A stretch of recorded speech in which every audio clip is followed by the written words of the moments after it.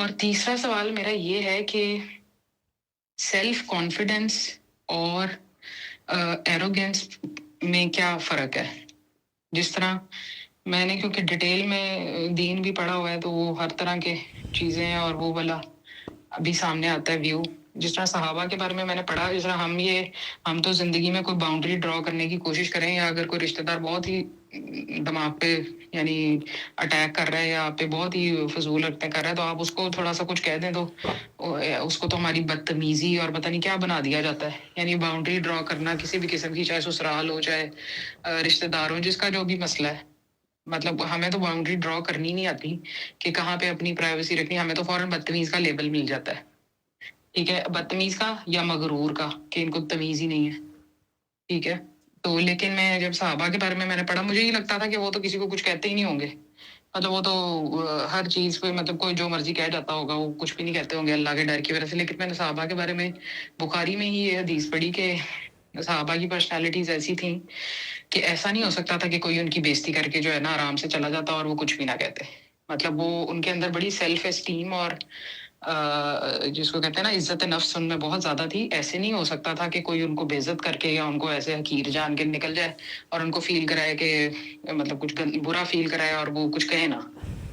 तो बड़ा कॉन्ट्रडिक्टिंग सी ये दो चार चीजें हैं जो मुझे कंफ्यूज करती रहती हैं कि अगर आपने बहुत ज्यादा हम्बल हो जाना है, या आपने सोच लिया कि मैं मुझे जो कोई ठुड्डा भी मार देगा तो मैंने कुछ नहीं कहना, आगे से रिएक्ट नहीं करना, तो ये फिर वो वाली बात क्यों है कि जी उनको कोई कुछ भी कह जाता था तो वो कुछ भी नहीं, मतलब वो ऐसे नहीं थे कि बर्दाश्त कर लें हर बात ही।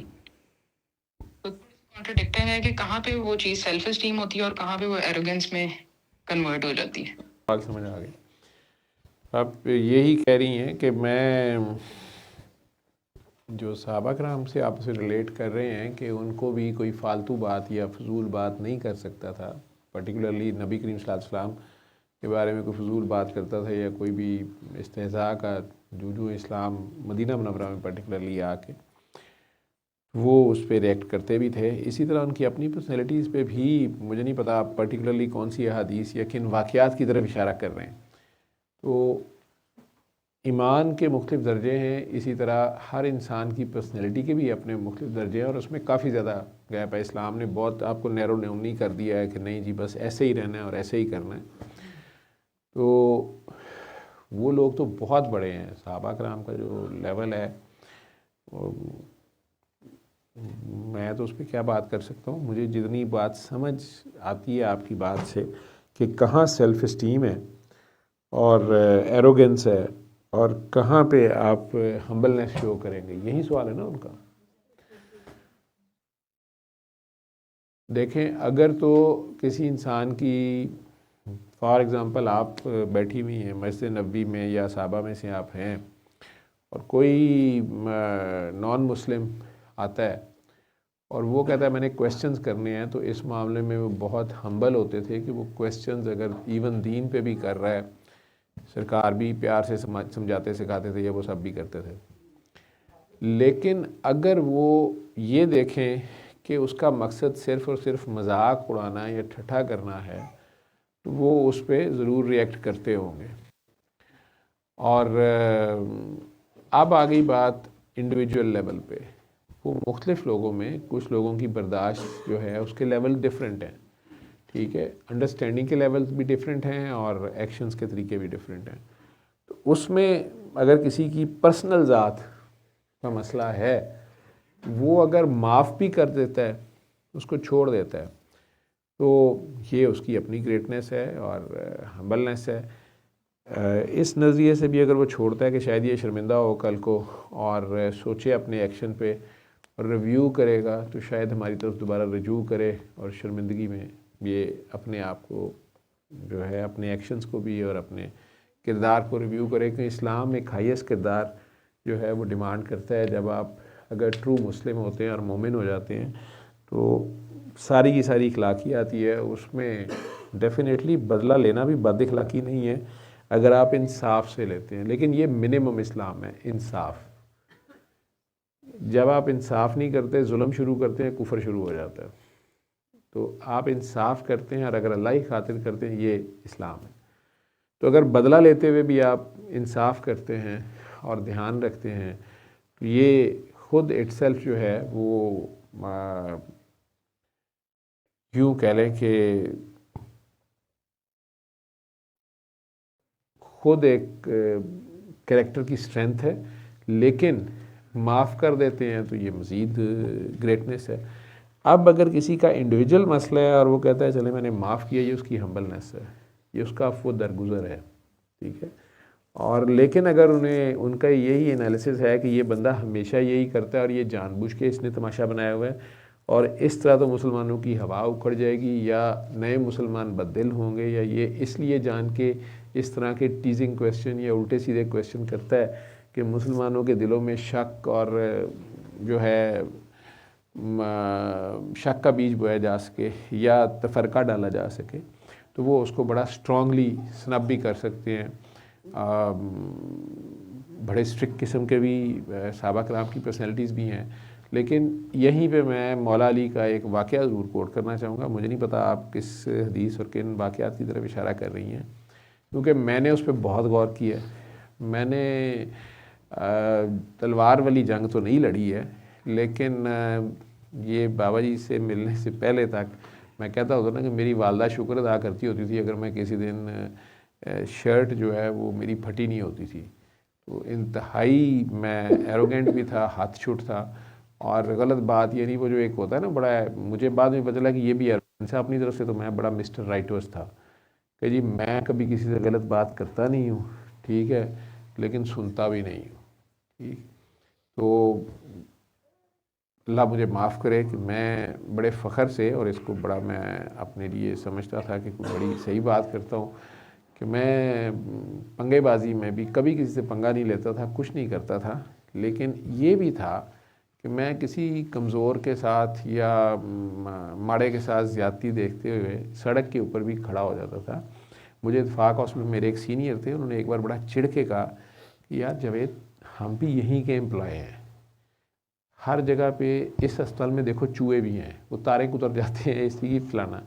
इसी तरह जब इतना बड़ा प्रोजेक्ट होता है ना, तो उसमें ऐसे एम्प्लॉइज़ होते हैं जिन्होंने, यानी बाबडा में भी वो लाइन लॉसेस रखते हैं, ठीक है, तो उन्होंने फ्रॉड करना होता है, बेईमानी करनी होती है। उनका कोई कज़न था कोक में कि पेप्सी में, उसने कहा कि हमने पता नहीं 1% के 5% बजट रखा होता है कि ये तो फ्रॉड होना ही होना है, इतने तो खा ही जाने एम्प्लॉइज़ ने। तो इसी तरह यहाँ के एम्प्लॉइज़ भी जो भी कर रहे हैं, तुम कौन से इत्तेफाक अस्पताल के मालिक हो। तो इत्तेफाक अस्पताल के बाहर जो रेडी वाला समोसों वाला खड़ा होता है, उसके समोसे भी अगर एक पुलिस वाला खाना शुरू कर दे, तुम्हें तकलीफ शुरू, तुम जहाँ के बाजू टोंक के तुम्हारा लड़ाई शुरू कर दे, तुम्हें क्या मसला तंग करता है। तो अपनी तरफ से मुझे वो समझा रहे थे। बात वैसे समोसों की नहीं थी, वहाँ स्कूल में मैं नर्सिंग स्कूल था और बच्चियाँ आती थी, उनसे बॉन्ड लिखवाया जाता था, तो उसमें कुछ शिकरे जो थे उन्हें पता चल गया था कि इन्हें एक्सप्लॉइट कैसे करना है, इन्हें ब्लैकमेल कैसे करना है। वो हॉस्टल के लॉस थे कि जी 8 बजे के बाद अगर आएंगी तो बाहर ही रहेंगी, जुर्माना हो जाएगा, सैलरी, ऊपर से वो कहीं जा नहीं सकती थी, 4 साल बॉन्ड लिखवाया जाता था। तो वो बीच में जो कोई भी साहब हॉस्टल मैनेज कर रहे थे, कोई DMS या MS, अल्लाह से जन्नत नसीब करे, वो काकियों में से एक दो ने मेरे तक शिकायत पहुंचा दी कि हमें इस तरह ब्लैकमेल किया जाता है और ज़्यादातर लड़कियां कंप्रोमाइज़ कर जाती हैं, डर जाती हैं, ब्लैकमेल हो जाती हैं। जुवेद साहब तो पहले ही जो थे खुदाई फौजदार थे सबके भाईजान। तो जुवेद साहब ने जब वो एक्शन लेना शुरू किया, तो वो जो साहब मुझे ये कह रहे थे वो ख़ुद भी उसी बहती गंगा में हाथ धोने वालों में कभी कभार मेरा ख्याल है थोड़े बहुत पहुँचे शौचे तो ही लेंदे सन। तो पहुँचा इतना सा तो होता नहीं, इतने हाथ तो बंदा धो ही लेता है। तो वो अब उनके अचानक, जब मैंने अचानक ही जो इन्वेस्टिगेट किया या अपनी तरफ से एक्शन किया और पता लग गया कि कोई इस किस्म के नाकाबिले तरदीद सबूत या कुछ चीज़ें मेरे हथे चढ़ गई हैं, तो सारों को लाले पड़ गए। तो वो मुझे समझूने आए जब उन्हें पता लगा कि कोई उनकी भी फ़ोटो शोटो बीच में आ गई ही गई। तो उसमें उन्होंने मुझे ये डायलॉग, मतलब मैं बता रहा हूँ, उन्होंने उस वक्त कहा यार तुम्हें मसला क्या है, मतलब कोई लोग क्या कर रहे हैं और ये लड़कियां भी इतनी हलाली नहीं है, ये भी जान के गई होती हैं, ऐसे वैसे बड़ा कुछ उन्होंने समझाया। था ऐसा, और अल्लाह मुझे माफ़ करे, मेरा मुतकब्बराना फ़िक्रा होता था, ये बड़ी, ये मेरा मोटो था लाइफ का कि मैंने कभी पहला वार किया नहीं है और दूसरा कभी किसी को करने नहीं दिया है, ठीक है। तो बड़ी मेरी लाइफ इस मोटो पे चलती थी, और इसमें मैं मतलब इसको फिर साबित करने के लिए या इसके ऊपर कारबंद रहने के लिए अगर कोई बंदा पहला वार कर ही जाता था तो मैं मेक श्योर करता था कि वो दूसरा कभी करने का सोचे भी ना, तो वैसे ही हो जाता था मैं। और मेरी माँ कहती होती थी कि तू हूँ अगला मर भी गया है, हूँ कबर उत्ते भी तू फतह करी जाना, तो की करना है, तो बस कर दे, तो बुरे को उसके घर तक छोड़ने चला जाता है या कुछ ये वो। लेकिन बाबा जी से मिलने के बाद, सूरह मैसेज के बाद पता नहीं मैं हम्बल हुआ हूँ या नहीं हुआ हूँ, लेकिन शायद वो सोच या वो पर्सनैलिटी बदल गई, या अब लोग मुझे उस पर तंग भी नहीं करते, या मैं शायद उतना शॉर्ट टेम्पर्ड नहीं रहा, या आपके बकौल लिबरल हो गया हूँ। लोग बिस्ती बुस्ती करके चले जाते हैं, मुझे पता नहीं चलता मेरी बिस्ती हुई है। तो फ्रैंकली स्पीकिंग, मैं वो मौला अली का एक वाक़या है कि जंग के दौरान, मतलब तलवार की जो जंग हो रही होती है, ये कोई क्रिकेट मैच नहीं होता कि पहले वो एक छिक्का मार देगा, फिर बॉलर वापस जाएगा, एक गेंद आएगी, बॉल बैट्समैन साहब थोड़ी देर मस्तांदे रहेंगे, बल्ला स्टाइल दिखाते रहेंगे, फिर वो दोबारा भाग के आएगा, वो अगली बार वो बाउंसर मार दे मुंह पे या कुछ, वो एक बात की बात है। तलवारों की जंग में तो सेकंड का नहीं टाइम, और पता नहीं बीच में से कौन किधर से फड़का दे आपको।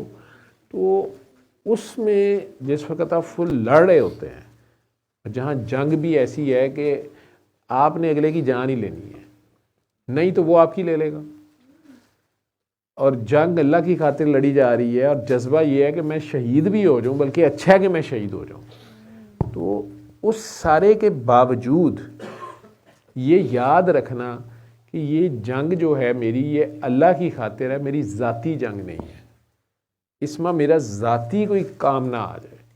वो दो वाक़यात उनके ऐसे हैं जो हिस्ट्री में मेरे तक आते हैं, सही गलत तो रब बेहतर जानता है, लेकिन उनके फ़ज़ाइल में मुझे बड़ी सी तरह याद है कि एक जंग में उन्होंने काफिर को नीचे गिरा दिया, और वो नीचे गिर गया तो वो उसके सीने पे चढ़ के उसको तलवार मारने लगे, तो उसने उनके चेहरे पे थूक दिया था। अब ये ह्यूमिलिएशन की इंतहा है। वैसे सऊदीया में भी गया हूँ ना, तो वो भी लड़ते हैं जी ने, वो एक दूसरे मुँह थूकी जाएंगे, ठीक है। ये वो वैसे नहीं, वो पुलिस आ जाती है, फिजिकल को टच कर दे, या वो रस्सी खोल के खतरा शायद उसे कहते हैं, उससे एक दूसरे को मारी जाएंगे, तो वो शायद जुर्म नहीं है, और थूके फेंकी जाएंगे। मैं जब पहले असी लाहौरिए 2005 में जब पहली बार मैं सऊदी अरब गया हूँ नहीं, तो मुझे उनकी लड़ाई देख के हंसी आ जाती थी ना, वो गालियाँ भी कोनी माँ भैन दियाँ, ठीक है, जो हमारी तसली सुन दे नाल जो तक बंदा तो गाला, वो बात ही कोई ना, मज़ा नहीं आता था जी भी। वो असी मैं हंसता था कि चूचियाँ तरह चुंझा लड़ान डे ने, मतलब मज़ा नहीं आता लड़ाई देखने। खैर, तो वो मौला अली के चेहरे पे उसने थूक दिया था। तो मैंने अपने आप को हज़ारों बार सोचा है कि अगर ऐसी सिचुएशन हो, अव्वल तो मैंने हक बातिल की कितनी जंगें लड़ी हैं, वो सारी अना की होती होंगी, अपनी मिस्टर राइटर्स की होती होंगी, अल्लाह मुझे माफ़ करे। पता नहीं कितने लोगों की इस चक्कर में खामियां एक्सपोज हो गई, या गलतियां एक्सपोज हो गई, या चुगलियां लग गई, या बहतान भी शायद कहीं हो गए हों। तो बहरहाल, तो उसमें मैं खुद अगर अपने आप को सोचूं उस सिचुएशन में कि जब मेरे हाथ में तलवार है और अगला बंदा जो था वो 2 मिनट पहले था कि ये, या 1 मिनट पहले था कि ये पूरी पॉसिबिलिटी थी कि वो मेरी गर्दन उड़ा दे। अब मैं अपने किसी भी दाव पेच से, उसकी गलती से उसके सीने पे चढ़ गया और मुझे उसकी गर्दन उड़ानी है, नहीं तो वो मेरी उड़ा देगा। तो उस वक़्त वो बंदा, और लड़ाई में मुझे चोटें चाटे उससे लगी हुई हैं या उसको भी मेरे से लगी हुई हैं, तो और गुस्सा चढ़ा हुआ है। उतनी देर में वो मेरे मुंह पे थूक दे, तो उस हीट ऑफ द मोमेंट पे क्या मैं अपनी तलवार रोकूंगा या अपना मुक्का रोकूंगा?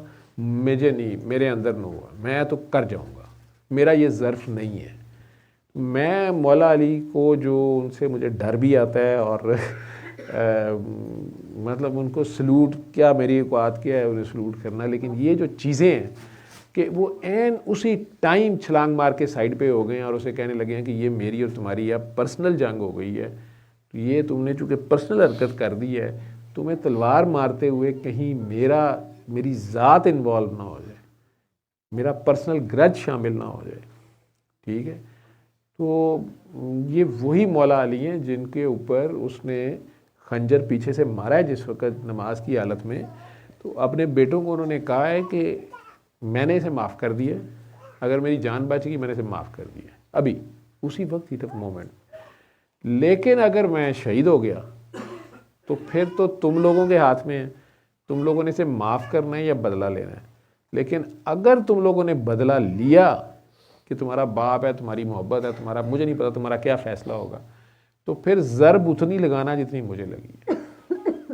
ठीक है, अब ज़रब जो है जज्बात में कत्ल का बदला लेते हुए वालिद की, मज़लूम की, जो अमाम है, अमीर मोमिनीन है, सामने से कोई माई का लाल आज तक ले ही नहीं सका, कोई माँ ने पैदा ही कोई नहीं ऐसा किया जो सामने से ले सकता, वो कमीनों की तरह हरकत पीछे से की गई है, उस बंदे से बदला लेते हुए भी ज़रब उतनी लगे।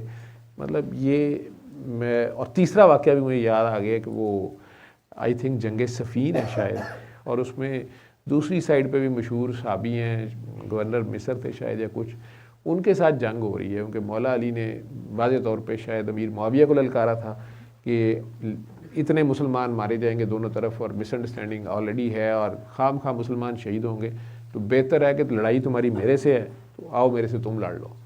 वो तो सामने नहीं आए, तो मौला अली चूँकि बार बार ललकार रहे थे, और फिर उस दूसरी साइड की जंग जो है वो, मतलब फ़ौज के हौसले तो मारे जाते हैं, ठीक है। तो चूँकि ये दोनों गवर्नर थे, मिस्र के गवर्नर और शाम के गवर्नर, जिन्होंने उनकी हुक्म को मानने से इनकार किया था, जो हिस्ट्री कहती है, वो अमरो बिन अलास थे शायद। उन्होंने फिर घोड़ा आगे बढ़ाया, वो बड़े अच्छे वॉरियर थे, वो भी बड़े फाइटर थे जी। तो लड़ाई हुई, ठीक है, और उसमें मौला अली ने एक हाथ ऐसा मारा कि उनके हाथ से, अमरो बिन अलास के हाथ से शायद तलवार गिर गई थी। मौला अली ने अपनी एक तलवार उनके हाथ में फेंकी कि मैं नहत्ते पे वार नहीं करता होता।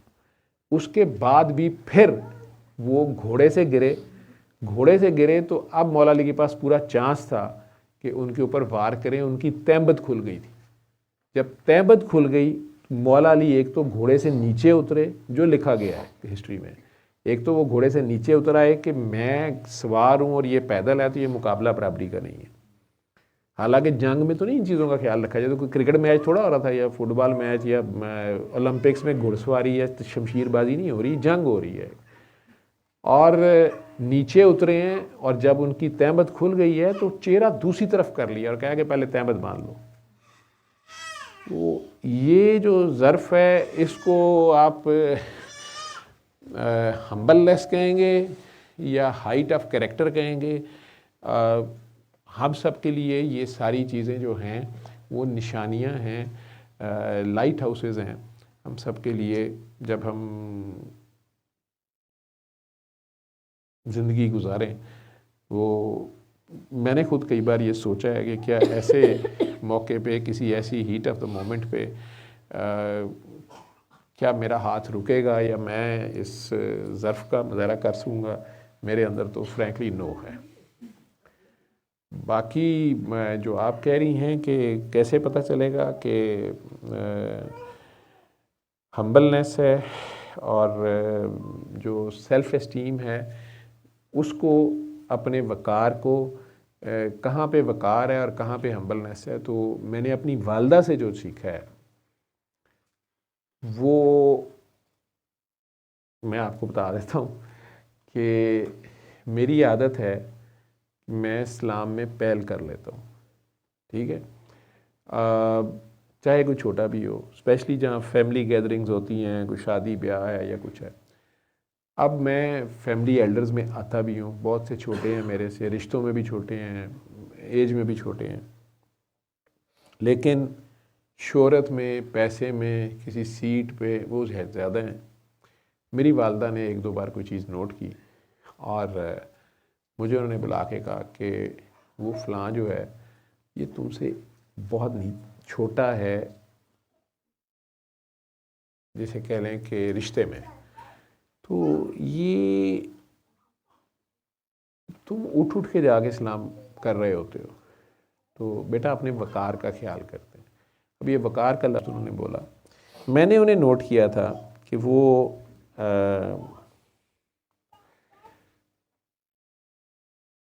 कुछ लोगों से मिलती थी, कुछ में वो बैठी रहती थी, और अगर कोई मिलता था तो वो मिल लेती थी, नहीं तो वो भी इग्नोर करती थी। मैं सारों से खुद जाके मिल रहा था।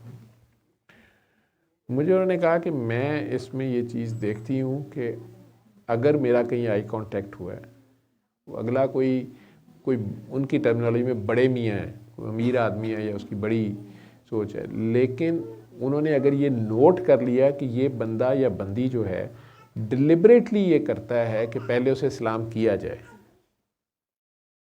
तो मेरी वालदा ने कहा कि मैं ऐसे बंदे को सलाम नहीं करती। अच्छा, मैंने कहा माँ जी मैं तो इंतज़ार ही नहीं करता, मैं हर एक को सलाम कर लेता हूँ। उन्होंने कहा ठीक है, तुमने करना है तुम करते रहो, लेकिन अपने वकार का ख्याल किया करो।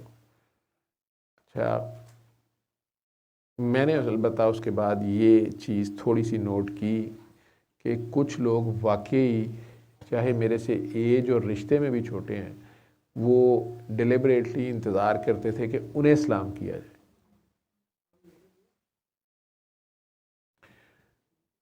वो मैंने नोट किया कि इससे उनमें वाकई एरोगेंस बढ़ रही थी। तो फिर मैंने एक दो बार, मेरा स्टाइल है, मैंने उनसे जाके सलाम फिर भी खुद लिया और साथ कह दिया कि यार पता नहीं, मैं सोच रहा था तुम मेरे से बड़े हो कि मैं तुमसे बड़ा हूँ, पता नहीं एज में शायद मैं बड़ा हूँ तुमसे। तो मैंने कहा कोई नहीं, मैं जाके मिल लेता हूँ। उसके बाद भी अगर अगली बार वो बंदा जो है उसने यही हरकत की है कि नहीं उसको कोई आके मिले, वो नहीं सलाम करेगा या उसने आई कांटेक्ट से ग्रेस किया, तो फिर उसके बाद मैंने भी ग्रेस किया। ठीक है, मैं आपको अपनी करतूतें बता सकता हूँ, आपको पसंद आए या ना आए। ठीक है, तो अगर तो आप अल्लाह रसूल की खातिर सलाम करना मकसद आपका दूसरों को दुआ देना है, आप पे सलामती हो, तो ज़रूर आप पहल करें। मेरे सरकार की ये सुना है, लेकिन अगर आपको ये नज़र आए कि आपके इस एक्शन से दूसरा गरूर में आ रहा है कि वो अपने आप को फन्ने खा समझ रहा है कि मेरी शायद दौलत या सरवत या मेरी सीट की वजह से मुझे आके सलाम किया जा रहा है, तो फिर ऐसे बंदे को स्नब करना जो है वही उसकी हेल्प है। फिर उसके यही फ़ायदे में है कि उसको स्नब किया जाए, उसे इग्नोर किया जाए और उसको उसकी औकात या उसका दर्जा याद कराया जाए कि उसकी इज़्ज़त जो है वो उसके सीट की नहीं है, ना उसके पैसे की है, वो उसके कैरेक्टर की है। तो उसका कैरेक्टर अगर इस काबिल है या उसके बाल सफ़ेद हैं या उसकी उम्र ऐसी है, तो फिर ठीक है, वो तो उसको बड़ा है तो उसको सलाम करना है। मैं यही समझा हूँ जी। बाकी सहाबा कराम के बारे में जो भी वाक़यात हैं आप उनमें मज़ीद गौर कीजिएगा। आपने बताया कि आप आलिमा भी हैं और ख़ुद स्टूडेंट हैं मज़हब की, तो मैं तो एक डॉक्टर हूँ, मैं आपको माशरत जो मेरी अपनी आजकल के दौर की है वही बता सकता हूँ। बाकी मेरे स्टूडेंट्स को भी पता है, मैं सलाम उन्हें पहले कर देता हूँ जहाँ मेरी आदत है। हाँ, जहाँ जब से माँ ने ये बात कही है, तो अगर मैंने देखा है कि कोई डिलिबरेटली जान के वेट करता है कि उसे सलाम किया जाए, वो फिर चाहे गवर्नर पंजाब हो, वो मैं नहीं सलाम करता होता।